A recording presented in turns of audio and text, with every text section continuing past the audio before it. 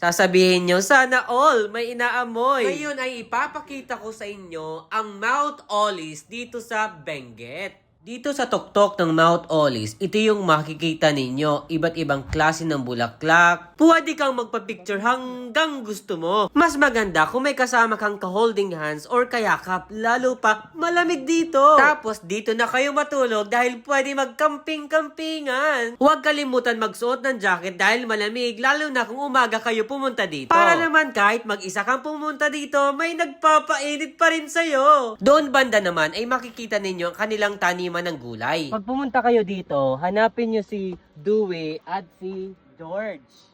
Ayun, nandun si George. Yung dalawang yan hanapin ninyo kasi binilinan ko sila na bigyan kayo ng discount. Magkano ba ang entrance fee? 100 pesos lang per head. Meron ding environmental fee na 50 pesos. O diba, mura lang, may sukli pa. May mga tanim din ng strawberry. Ayan o. Depende sa trip nyo, pwede rin kayong mag-amoy-amoy ng bulaklak. Kaya naman pumasok yun sa sakyan. Kaya lang, ingat kasi pwede kayong malaglag. May mga taniman din ng repolyo, pwede kayong humingi. Nakakabili ba dyan? At may parking space naman na malawak. Ayan, bumalik kami kasi may kasalubong.